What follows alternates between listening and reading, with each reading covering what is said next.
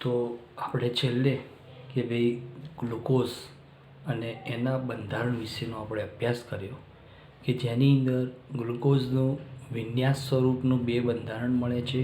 એક કહેવાય છે ડી ગ્લુકોઝ અને બીજો કહેવાય છે એલ ગ્લુકોઝ તરીકે ઓળખાય છે. તો હવે આપણે એ બંધારણમાં તો શું સાબિત કર્યું રાસાયણિક પ્રક્રિયાઓ દ્વારા કે ભાઈ ગ્લુકોઝના શૃંખલા બંધારણમાં 6 કાર્બન પરમાણુ, બીજું આલ્ડીહાઇડ સમૂહની હાજરી, ત્રીજું 5 હાઇડ્રોક્સિલ સમૂહની હાજરી અને ચોથું પ્રાથમિક આલ્કોહોલિક OH સમૂહની હાજરી એ આપણે રાસાયણિક પ્રક્રિયાઓ દ્વારા સાબિત કરી નાખી. હવે આપણે એના પછી બીજું બંધારણ સાબિત કરવાનું છે કે ભાઈ ગ્લુકોઝનું ચક્રીય બંધારણ કેવા સ્વરૂપનું હોય, તો એ આપણે અહીંયા સાબિત કરવું છે.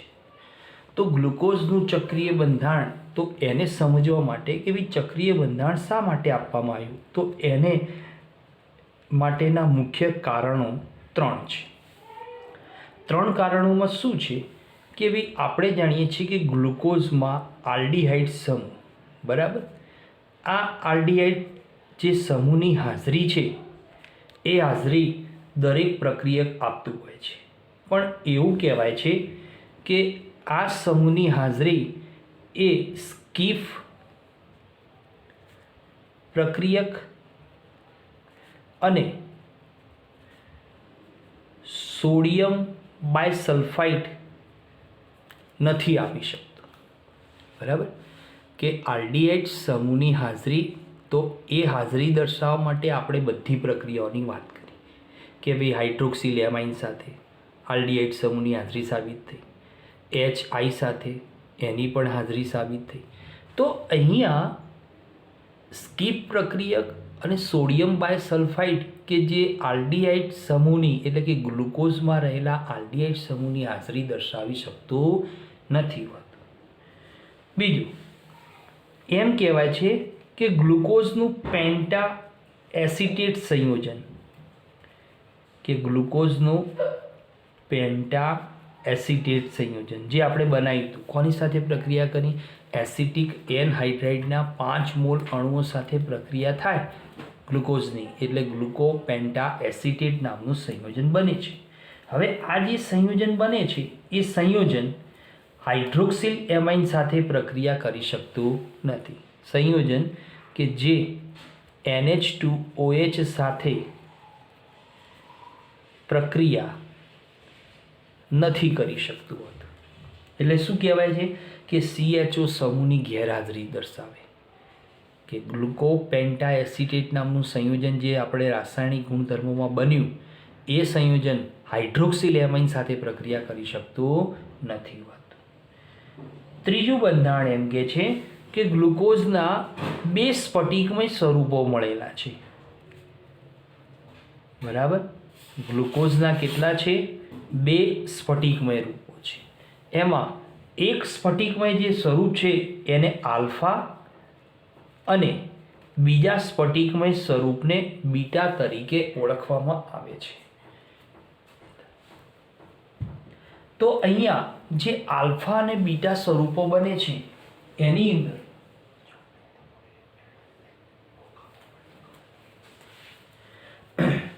તો અહીંયા જે 2 સ્વરૂપો બને છે, એક છે આલ્ફા ગ્લુકોઝ કહેવાય છે અને બીજાને કહેવાય છે બીટા ગ્લુકોઝ કહેવાય છે. સ્ફટિકમય સ્વરૂપો આપે છે. એટલે ગ્લુકોઝ કેવા બંધારણો ધરાવે? અપર રૂપો બહુરૂપ બનાવે છે. હવે જે આલ્ફા ગ્લુકોઝ છે એના ગલનબિંદુની વાત કરીએ તો એનું ગલનબિંદુ છે 419 કેલ્વિન છે, જ્યારે બીટા ગ્લુકોઝનું જે ગલનબિંદુ છે એ છે 423 કેલ્વિન છે. એટલે અહીંયા શું કરવામાં આવે છે કે આલ્ફા સ્વરૂપનું નિર્માણ કરવા માટે જે ગ્લુકોઝ હોય, બરાબર, આ ગ્લુકોઝ એનું જલીય દ્રાવણ એને તમે 303 કેલ્વિને ગરમ કરો, બરાબર, સ્ફટિકીકરણ કહેવાય છે એને. આને શું કહેવાય? સ્ફટિકીકરણની પ્રક્રિયા કહેવાય. કે 303 કેલ્વિન તાપમાને સ્ફટિકીકરણ કરવામાં આવે કોનું? ગ્લુકોઝના જલીય દ્રાવણનું, તો એ આલ્ફા ગ્લુકોઝમાં રૂપાંતરણ પામે છે. જ્યારે બીટા સ્વરૂપ જે છે એને 371 કેલ્વિન તાપમાને સ્ફટિકીકરણ કરીને મેળવવામાં આવે છે. તો ગ્લુકોઝના જલીય દ્રાવણમાંથી બીટા ગ્લુકોઝ મેળવવો હોય તો 371 કેલ્વિન તાપમાને એનું પાણી દ્વારા સ્ફટિકીકરણની પ્રક્રિયાથી મેળવવામાં આવતું હોય છે. બરાબર. આ 3 મુખ્ય ચક્રીય બંધારણ માટે એના કારણો સાબિત થયેલા છે કે ભાઈ ગ્લુકોઝ કે જેમાં આલ્ડીહાઇડ સમૂહની હાજરી હોય તો એ સમૂહની હાજરી સ્કીપ પ્રક્રિયક કે સોડિયમ બાયસલ્ફાઇડ નથી આપતો. બીજું, ગ્લુકોઝનું પેન્ટા એસિટેટ જે સંયોજન બને છે એ હાઇડ્રોક્સિલ એમાઇન સાથે કોઈ પ્રક્રિયા નથી આપતું, એટલે આલ્ડીહાઇડ સમૂહની હાજરી સાબિત નથી થતી.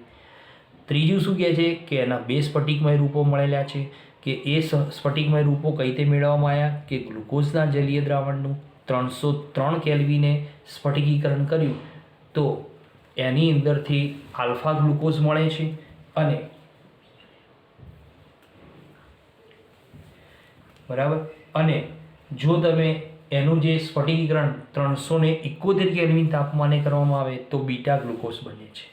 આલ્ફા ગ્લુકોઝ જેનું ગલનબિંદુ 419 કેલ્વિન છે અને બીટા ગ્લુકોઝનું ગલનબિંદુ 423 કેલ્વિન પ્રાપ્ત થાય છે. હવે આ જે સ્વરૂપો છે એ સ્વરૂપોને અહીંયા આપણે 2 રીતે દર્શાવવામાં આવે છે કે ગ્લુકોઝની અંદર જે ડી ગ્લુકોઝ છે એમાંથી આલ્ફા અને બીટા એ કઈ રીતે મળે એના વિશેનું ચક્રીય બંધારણ કે જેની અંદર પહેલો કાર્બન અને 5મો કાર્બન એકબીજા સાથે ઓક્સિજનથી જોડાયેલા હોય છે. તો કઈ રીતે જોડાયેલા હોય છે એ આપણે થોડુંક સમજવા માટે અહીંયા ગ્લુકોઝનું સાદું બંધારણ દોરી દઈએ. આ બીજો કાર્બન, આ ત્રીજો કાર્બન, આ ચોથો, આ 5મો કાર્બન અને આ 6ઠ્ઠો કાર્બન. બરાબર. હવે તમે જુઓ, આ છે પહેલા નંબરનો કાર્બન, આ છે બીજા નંબરનો, ત્રીજો, ચોથો અને 5મો અને આ 6ઠ્ઠો કાર્બન. બરાબર. આ 6 કાર્બનવાળું બંધારણ છે. બરાબર. આપણે જે આગળ જોઈ ગયા એ જ પ્રમાણે હવે આ 6 કાર્બનવાળા બંધારણની અંદર આપણે થોડુંક અભ્યાસ કરીએ વ્યવસ્થિત રીતે કે શું કહેવા માગે છે એની અંદર એ આપણે સાબિત કરીએ કે ભાઈ આનું જે બંધારણ છે એ આલ્ફા ગ્લુકોઝમાં કઈ રીતે પરિણમે. આ છે આપણો ડી ગ્લુકોઝ છે. બરાબર. એમાંથી આલ્ફા ડી ગ્લુકોઝ કઈ રીતે મેળવવો તો એની અંદર આપણે થોડુંક અભ્યાસ કરીએ કે પહેલો અને 5મા કાર્બન વચ્ચે જોડાણ થશે એટલે ચક્રીય બંધારણ બનશે, પાણીનો અણુ દૂર થશે. બરાબર. તો પહેલો અને 5મો કાર્બન જોડાય 2 3 4 5 6 નંબરનો NM રહેશે. પહેલો અને 5મો કાર્બન ઓક્સિજન દ્વારા જોડાણ પામશે. બરાબર. જ્યારે બાકીના કાર્બન ઉપર જે OH અને H છે એનું ગોઠવણી તેની તે જ રીતે જોવા મળશે, એમાં કોઈ ફેરફાર થતો નથી.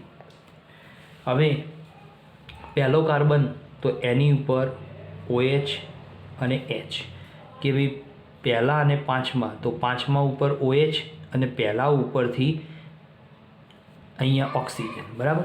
તો અહીંયા હાઇડ્રોજન આ ઓક્સિજન સાથે જોડી જશે અને ઓક્સિજન આ બંધની અંદર જોડાણમાં કામ લાગે એટલે બંધારણ એનું એ જ C6H12O6 જ છે, પણ એ કયા સ્વરૂપમાં પરિણમ્યું? ચક્રીય સ્વરૂપમાં એનું નિર્માણ થતું હોય છે. બરાબર. તો આ જે આખું બંધારણ ઉત્પન્ન થયું આવ્યું એને કહેવાય છે ચક્રીય હેમી એસિટાલ કહેવાય છે. ચક્રીય હેમી એસિટાલ તરીકે ઓળખવામાં આવે છે. હવે આ સ્વરૂપ એ કંઈ લાંબો સમય સ્થિર રહી શકે નહીં, કેમ કે સ્ફટિકમય સ્વરૂપો એકબીજામાં પરિવર્તિત થતા હોય. આલ્ફામાંથી મેઇન ગ્લુકોઝ બને, ફરી પાછો બીટા ગ્લુકોઝ, બીટામાંથી ફરી પાછો મેઇન ગ્લુકોઝ, આ રીતે બંધારણ ચાલુ હોય. હવે બીટા ગ્લુકોઝનું નિર્માણ કરીએ કે ભાઈ બીટા ગ્લુકોઝ કઈ રીતે બને. તો બીટા ગ્લુકોઝની અંદર તો પહેલો અને પાંચમો કાર્બન જ ઓક્સિજન દ્વારા જોડાય છે, બરાબર. તો આ પહેલો કાર્બન, બીજો, ત્રીજો, ચોથો, પાંચમો. ચલો, પહેલો અને પાંચમો કાર્બન ઓક્સિજનથી જોડાઈ ગયા. છઠ્ઠા ઉપર CH2OH. હવે તમે બાકીના જે કાર્બન છે એની ઉપર OH, H, H, OH, બરાબર, OH, H, H, બરાબર. આની અંદર કોઈ ફેરફાર નહીં થાય. હવે આની અંદર તમે જોઈ શકો કે આમાં H અને OH. તો તમે જુઓ કે પહેલા નંબરના કાર્બન ઉપર જો OH જમણી બાજુ હોય તો આલ્ફા ડી ગ્લુકોઝ કહેવાય. આ OH ક્યાં જાય? જમણી બાજુ હોય તો એને આલ્ફા ડી ગ્લુકોઝ, અને એ જ OH જો ડાબી બાજુ હોય તો એને આપણે શું કહીએ છીએ? બીટા ડી ગ્લુકોઝ તરીકે ઓળખવામાં આવતા હોય છે.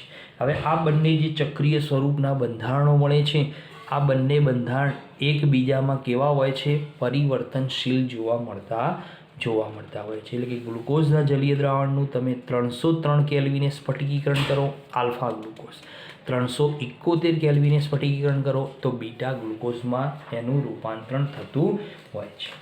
હવે આ જે બંધારણ મળે છે એ બંધારણને આ એમિલ ફિશર નામના વૈજ્ઞાનિકે આ રીતે બંધારણ આપ્યું. જ્યારે એના પછી જે બીજો વૈજ્ઞાનિક છે કે જેનું નામ છે, આપણે નવી બુકમાં તમને આપ્યું નથી, પણ એ વૈજ્ઞાનિક કે જેણે શું કર્યું કે એનોમેરિક કાર્બનને આધારે એણે ચક્રીય બંધારણનું નિર્માણ કર્યું કે ભાઈ એમાં જે ગ્લુકોઝનું સ્વરૂપ છે એ કેવા સ્વરૂપમાં મળે છે? પાયરેનોઝ સ્વરૂપ મળે છે. પાયરેનોઝ, તો પાયરેનોઝનું બંધારણ સૂત્ર આ રીતનું છે, બરાબર. એક પ્રકારનો આ કેવો ઘટક છે? એરોમેટિક હાઇડ્રોકાર્બન વર્ગનો ઘટક છે. આને પાયરેનોઝ કહેવાય છે. તો આવા પાયરેનોઝ સ્વરૂપમાં ગ્લુકોઝનું બંધારણ જોવા મળે છે, અને આ બંધારણ તમારે ખાસ તૈયાર કરવાનું, કેમ કે પરીક્ષામાં તમને MCQમાં પૂછાય છે.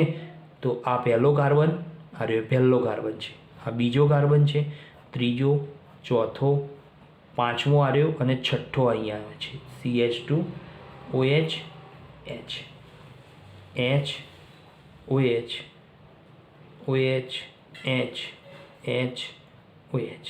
હવે પહેલા નંબરના કાર્બન ઉપર એ એનોમેરિક કાર્બન કહેવાય, સ્ટાર માર્યો છે.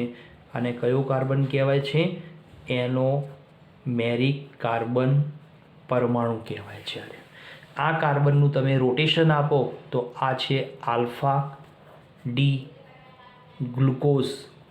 એનું કયું સ્વરૂપનું બંધારણ છે? ગ્લુકોપાયરેનોઝ કહેવાય. આને કયો કહેવાય છે?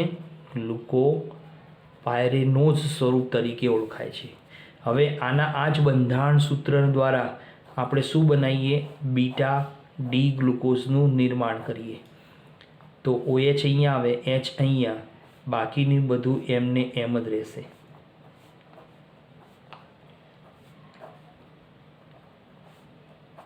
બરાબર. તો આ જે છે આ પહેલા નંબરનો કાર્બન, એનોમેરિક કાર્બન, તો આ કયો બન્યો? બીટા ડી ગ્લુકોઝ તરીકે ઓળખવામાં આવે છે. તો આલ્ફા ડી ગ્લુકોઝ અને બીટા ડી ગ્લુકોઝ આ એનું કયું સ્વરૂપ ધરાવે છે? તો હાવર્થ નામના વૈજ્ઞાનિકે, કયા? કે હાવર્થ દ્વારા એના આ ચક્રીય બંધારણના સૂત્રો આપવામાં આવ્યા. પેલા બંધારણ સૂત્રો કયા કહેવાય? શૃંખલાવાળા ચક્રીય ફિશર નામના વૈજ્ઞાનિકે આપ્યા. આર્યાએ હાવર્થના સૂત્રો કહેવાય છે, પેલા ફિશરના સૂત્રો કહેવાય છે. હવે એ જ રીતે તો આ આખું બંધારણ એ ગ્લુકોપાયરેનોઝ સ્વરૂપનું બંધારણ કહેવાય છે. એટલે એને આલ્ફા ડી ગ્લુકોપાયરેનોઝ અને આને બીટા ડી ગ્લુકોપાયરેનોઝ તરીકે ઓળખવામાં આવતું હોય છે. ત્યાર પછી આપણા અભ્યાસક્રમમાં તો બીજું સંયોજન છે ફ્રુક્ટોઝ, જેનું અણુસૂત્ર છે C6H12O6. બરાબર. ગ્લુકોઝ જેવું જ છે, પણ એમાં શું હોય છે કે ગ્લુકોઝ કરતાં ફ્રુક્ટોઝમાં શું હોય છે? તો ફ્રુક્ટોફ્યુરેનોઝ કહેવાય છે એને. કેમ કે એની અંદર કીટોન, એના બંધારણમાં કયો સમૂહ છે? કીટોન ક્રિયાશીલ સમૂહ છે. આ રીતનો એનું બંધારણ સૂત્ર આ રીતે જોવા મળશે.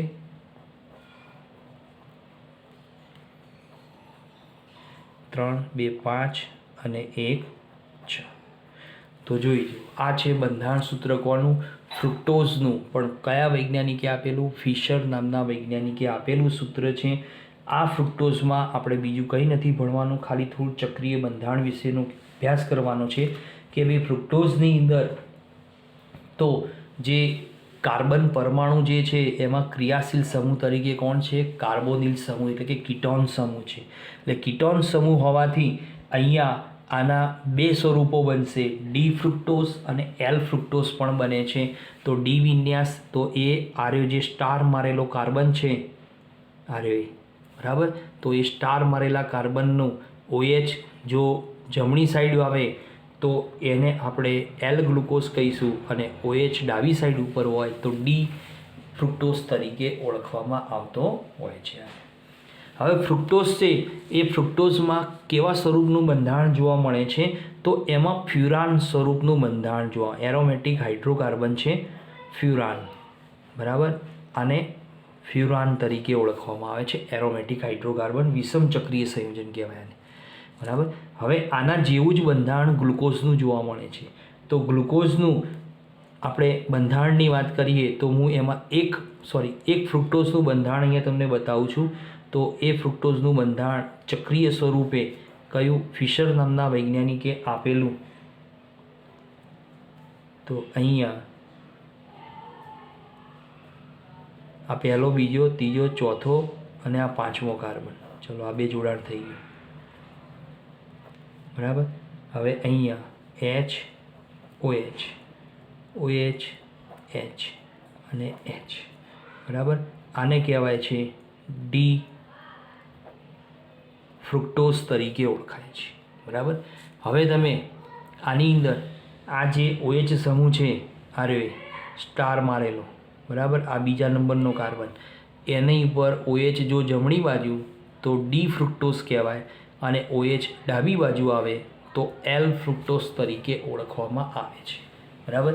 તો એના ચક્રીય સ્વરૂપના ફિશર નામના વૈજ્ઞાનિકે આપેલા બે બંધારણ સૂત્રો તમારી બુકમાં આપેલા છે.